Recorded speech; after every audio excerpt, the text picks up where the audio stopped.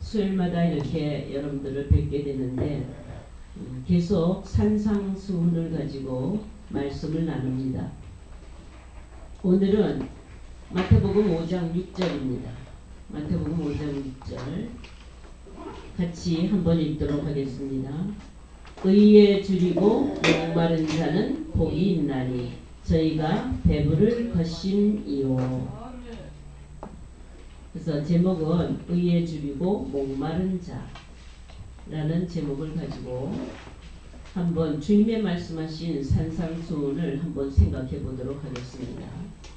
산상수훈은 5장에서부터 7장까지의 말씀인데 그 중에 팔복에 게시된 이 증거는 주님이 특별히 제자들의 강령이라고 이렇게 말할 정도로 제자들을 향하여서 강력한 메시지를 보내고 있습니다.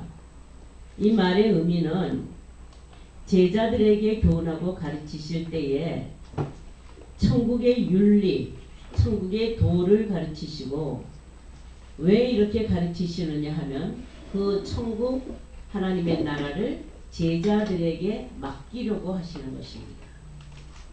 주님은 제자들을 불러놓고 누가복음 22장 29절에 있습니다. 제자들에게 이제 하나님의 뜻을 행하고 주님 하나님 앞으로 나가기 전에 당신이 하나님께로부터 가지고 온 하나님의 나라를 제자들에게 맡기려고 하는 거예요. 그래서 주님은 내 나라를 너희에게 맡겨 하면서 마지막 상에서 그 나라를 맡기는 그런 말씀을 하시고 너희가 내 제자가 되면 내가 하나님 나라를 전파하고 하나님 나라를 위하여서 모든 행하신 것도 너희가 할 수 있고 너희는 내 상에서 먹고 마시며 12지파를 다스리고 통치할 수 있을 것이다 라는 당부입니다. 마태복음 28장 18절에 보시면 제자들에게 교훈하시는데 제자가 되게 하신 것뿐만 아니라 네가 제자가 되면 또한 네가 많은 족속으로 제자 삼는 권세와 능력을 주어서 하나님 나라, 내가 맡은 하나님 나라를 그 제자들로 하여금 실천하며 실행할 수 있도록 그렇게 하시려는 것입니다. 그냥 산상수훈으로 교훈만 하시는 것이 아니라 나라를 맡기시려는 주님의 강력한 의도와 메시지가 있다는 사실입니다.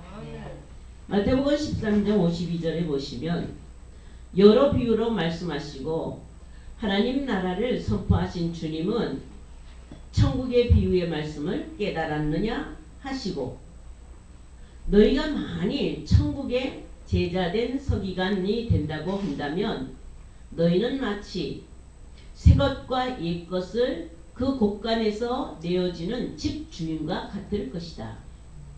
그러니까 천국에 있는 모든 부하를 맡긴다는 사실이죠. 이렇게 천국의 나라를 맡아서 집주인같이 그 권세와 능력으로 사명을 다하도록 하는 강력한 메시지입니다. 그래서 지금 많은 신학자들이 이렇게 해석하고 풀어놓은 것이 무엇이냐 하면은 천국 제자의 강령이다. 이렇게 해석하고 있습니다. 새하늘과 새 땅을 이루기까지 하나님 나라 하나님이 완성하시는 새하늘과 새 땅을 이루기까지 그 새하늘과 새 땅을 이루어지도록 새 땅이 이루어지도록 힘써 일하는 자들이 제자들이라는 거예요. 주님은 제자들을 삼으시고 그것을 맡기셨지만 마지막 떠날 때에 그 제자들을 그냥 단순히 스승과 제자의 관계를 떠나서 그것보다도 더 친밀한 관계로 그들을 가까이 하십니다. 그것이 무엇이냐면 친구라는 얘기예요. 이제부터는 내가 너희를 친구라 하노니 친구에게는 모든 것을 다 주며 친구의 사랑은 그 어떤 사랑보다도 더 큰 사랑이 없을 정도로 최고의 사랑이다. 이렇게 말씀하시면서 제자들에게 당부하시는 것입니다.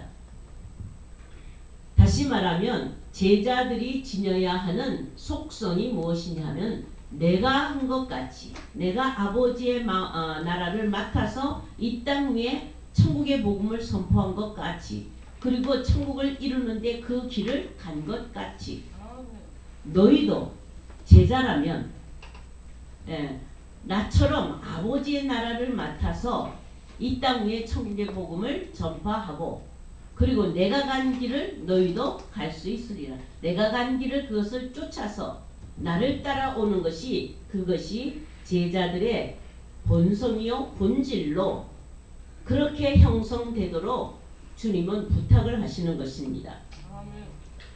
자, 천국의 복이 이렇다라고 가르치는 어떤 조건을 가르치는 것이 아닙니다. 이 산상수훈은 천국은 이렇다라고 가르쳐주는 것이 아니라 천국의 복과 함께 할 수 있는 자가 지녀야 하는 윤리요 자세입니다. 다시 말하면 천국의 복을 누리며 천국의 복을 가지고 삶을 살아갈 수 있는 제자들의 사명이라는 거예요.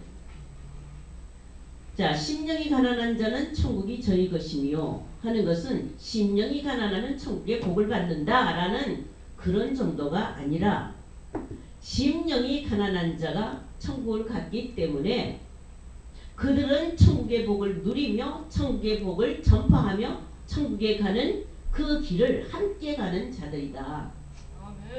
자, 이것을 말하는 거예요. 원인과 결과를 말하는 것이 아니라 이 원인과 결과가 함께 있는 것입니다. 애통하는 자는 복이 있나니 저희가 위로를 받을 것이요. 이건 마찬가지예요. 천국에 들어가려면 반드시 뭐가 있어야 되느냐면 애통하는 일이 있어야 된다. 이 애통은 이 세상에서 환경적으로 이 세상의 어떤 부족한 것과 이 세상에 있는 어떤 어려움과 고통 때문에 애통하는 것이 결코 아닙니다. 심령의 애통입니다. 이 애통은 가난하기 때문에 어렵기 때문에 힘들기 때문에 그것이 아니라 오직 하나님의 신으로 하나님이 주시는 간구로 애통하는 간구로 하나님이 주셔요. 애통하게 하신다 이 말이에요. 그 애통하게 하시는 것은 바로 하나님이 주시는 은총이요. 하나님이 주시는 간구하는 심령인데 이것은 뭐냐 하면은 바로 천국이 이루어지지 못한 천국을 소망하는 자가 천국이 이루어지지 않고 있음을 그것을 바라보고 이 세상을 바라보고 애통하는 것이 아니라 천국이 이루어지지 아니함을 보고 간절한 소망의 마음으로 회개하고 통회하는 일입니다. 다시 말하면 하나님께로 돌아가는 통회의 통이에요.